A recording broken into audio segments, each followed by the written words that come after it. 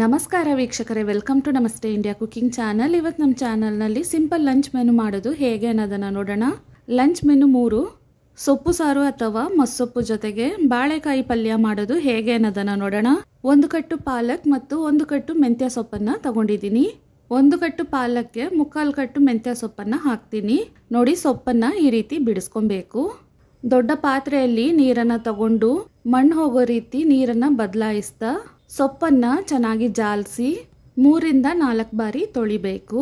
ಕುಕ್ಕರ್ನಲ್ಲಿ 1 ದೊಡ್ಡ ಬೆಳ್ಳುಳ್ಳಿ, ಮೀಡಿಯಂ ಸೈಜ್ನ ಅರ್ಧ ಈರುಳ್ಳಿ, 8 ರಿಂದ 10 ಖಾರವಾಗಿರುವ ಹಸಿರು ಮೆಣಸಿನಕಾಯಿ, 1 ನೆಲ್ಲಿಕಾಯಿ ಗಾತ್ರಕ್ಕೆ ಹುಣಸೆ ಹಣ್ಣು, 7 ರಿಂದ 8 ನಾಟಿ ಟೊಮ್ಯಾಟೊ ಅಂದರೆ ಅರ್ಧ ಕೆಜಿಯಷ್ಟು, 1/4 ಸ್ಪೂನ್ ಅರಿಶಿನದ ಪುಡಿ, 150 ಗ್ರಾಮ್ ತೊಗರಿ ಬೇಳೆಯನ್ನು 1 ಬಾರಿ ತೊಳೆದು ಹಾಕ್ತಾ ಇದ್ದೀನಿ. 2 ಲೋಟ ನೀರು ಅಂದರೆ ಅರ್ಧ ಲೀಟರಷ್ಟು ಹಾಕ್ತಾ ಇದ್ದೀನಿ. ಮಸ್ಸೊಪ್ಪನ್ನು ಗಟ್ಟಿಯಾಗಿ ಮಾಡ್ತಿರೋದ್ರಿಂದ 2 ಲೋಟ ನೀರನ್ನು ಮಾತ್ರ ಹಾಕಿದ್ದೀನಿ. ಇವಾಗ ಸೊಪ್ಪನ್ನು ಹಾಕ್ತಾ ಇದ್ದೀನಿ. ಇದನ್ನು ಕೈಯಿಂದ 1 ಬಾರಿ ಚೆನ್ನಾಗಿ ಒತ್ತಿ ಕುಕ್ಕರ್ನ ಮುಚ್ಚಳವನ್ನು ಹಾಕಿ ಬೇಳೆಯನ್ನು ಸಾಫ್ಟಾಗಿ ಬೇಯಿಸ್ಕೊಬೇಕು. ಬೇಳೆಯನ್ನು ಆದಷ್ಟು ಪೂರ್ತಿಯಾಗಿ ಸಾಫ್ಟಾಗಿ ಬೇಯಿಸ್ಕೊಬೇಕು. ಆಗಿದ್ದಾಗ ಮಾತ್ರ ಸೊಪ್ಪನ್ನು ಮಸಿಯೋಕ್ಕೆ ತುಂಬಾ ಸುಲಭವಾಗಿರುತ್ತೆ. ಬೇಳೆ ಸೊಪ್ಪು ಇವಾಗ ಚೆನ್ನಾಗಿ ಬೆಂದಿದೆ. ಇದನ್ನು ಒಂದು ಕಡೆ ಹಾಗೆ ಇಡ್ತಾ ಇದ್ದೀನಿ. ಒಂದು ಬಾಣಲಿಯಲ್ಲಿ ಅರ್ಧ ಕಪ್ ಎಣ್ಣೆ ಬಿಸಿ ಆದಮೇಲೆ ಅರ್ಧ ಸ್ಪೂನ್ ಸಾಸಿವೆ ಚೆನ್ನಾಗಿ ಸಿಡಿದಾದ್ಮೇಲೆ 1/4 ಸ್ಪೂನ್ ಜೀರಿಗೆ ಸ್ವಲ್ಪ ಸಿಡಿದಾದ್ಮೇಲೆ 1 ಕಡ್ಡಿ ಕರಿಬೇವಿನ ಸೊಪ್ಪು, ಕಟ್ ಮಾಡಿರುವ ಅರ್ಧ ಈರುಳ್ಳಿಯನ್ನು ಹಾಕಿ ಈರುಳ್ಳಿ ಲೈಟ್ ಕಂದು ಬಣ್ಣ ಬರೋವರೆಗೂ ಬಾಡಿಸ್ಕೊಬೇಕು. ಈ ರೀತಿ ಬಾಡಿಸಾದ್ಮೇಲೆ ಇದನ್ನು ಕೆಳಗಿಳಿಸಿ ಬೇಳೆ ಸೊಪ್ಪು ಬೆಂದಿರುವ ನೀರನ್ನು ಇದರಲ್ಲೇ ಬಸಿತಾ ಇದ್ದೀನಿ. ಇದನ್ನು ಒಂದು ಕಡೆ ಹಾಗೆ ಇಟ್ಟು ಸಾರಿಗೆ ಬೇಕಾದಷ್ಟು ಕಲ್ಲುಪ್ಪನ್ನು ಹಾಕಿ ಇದನ್ನು ಚೆನ್ನಾಗಿ ಮಸಿಬೇಕು. ನೋಡಿ, ತೊಗರಿ ಬೇಳೆಯನ್ನು ಎಷ್ಟು ಸಾಫ್ಟಾಗಿ ಬೇಯಿಸಿದ್ದೀನಿ. ನೋಡಿ, ಮಸಿತಾ ಈ ರೀತಿ ಸೊಪ್ಪು ಸಾರು ರೆಡಿ ಆಗುತ್ತೆ. ಇಷ್ಟು ಗಟ್ಟಿಯಾಗಿ ಮಾಡಿದ್ರೆ ರುಚಿ ತುಂಬಾ ಚೆನ್ನಾಗಿರುತ್ತೆ. ಇದರಲ್ಲಿ ಮಾಡಿರುವ ಒಗ್ಗರಣೆ ನೀರನ್ನು ಹಾಕಿ ಸುಮ್ಮನೆ 1 ರೌಂಡ್ ಸುತ್ತಿಸ್ಬೇಕಷ್ಟೇ, ಮತ್ತೆ ಮಸಿಬಾರ್ದು.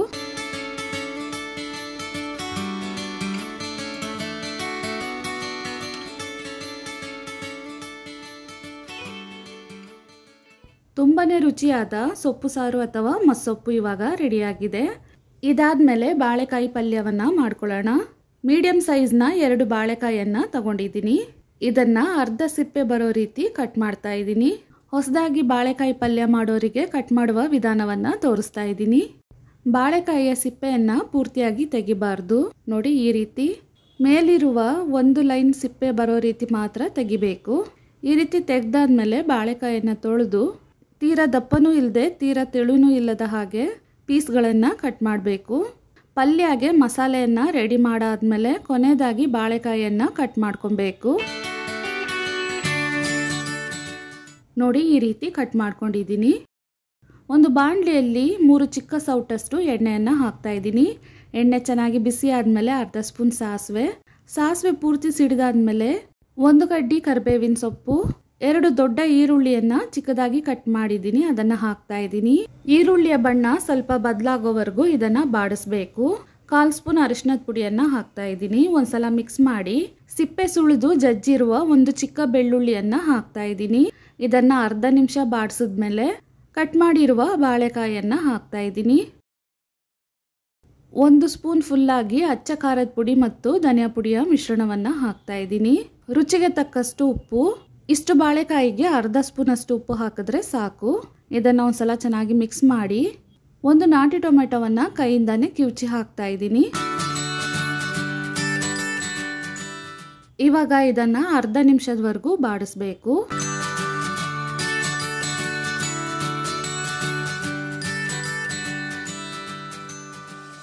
ಬಾಳೆಕಾಯಿ ತುಂಬ ಬೇಗನೆ ಬೆಂದ್ಬಿಡತ್ತೆ. ಆದ್ದರಿಂದ ಅರ್ಧ ಲೋಟದಷ್ಟು ನೀರನ್ನು ಹಾಕಿದ್ರೆ ಸಾಕು. ಅಂದಾಜಿಗೆ 150 ml ಅಷ್ಟು ಇರುತ್ತೆ. ಇಲ್ಲ ಅಂದರೆ ಬಾಳೆಕಾಯಿ ಅರ್ಧ ಮುಳುಗುವಷ್ಟು ನೀರನ್ನು ಹಾಕಬೇಕು. ಒಂದು ತಟ್ಟೆಯನ್ನು ಹಾಕಿ ಮುಚ್ಚಿಟ್ಟು ಸ್ಟವನ್ನು ಮೀಡಿಯಂ ಫ್ಲೇಮ್ನಲ್ಲೇ ಇಟ್ಟು ಇದನ್ನು ಬೇಯಿಸ್ತಾ ಇದ್ದೀನಿ. ತಳ ಹಿಡಿಯದ ಹಾಗೆ ಒಂದ್ಸಲ ಮಿಕ್ಸ್ ಮಾಡ್ತಾ ಇದ್ದೀನಿ.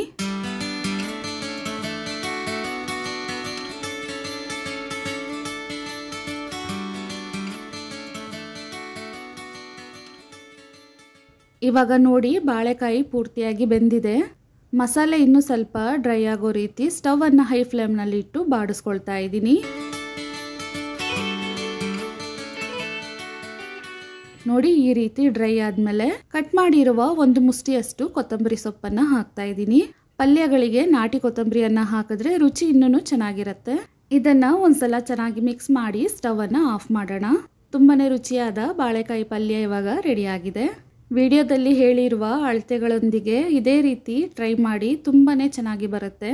ಸುಲಭವಾದ ಮತ್ತು ಆರೋಗ್ಯಕರವಾದ ಸಿಂಪಲ್ ಲಂಚ್ ಮೆನು ಇವಾಗ ರೆಡಿ ಆಗಿದೆ.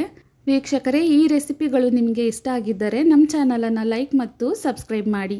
ಧನ್ಯವಾದಗಳು.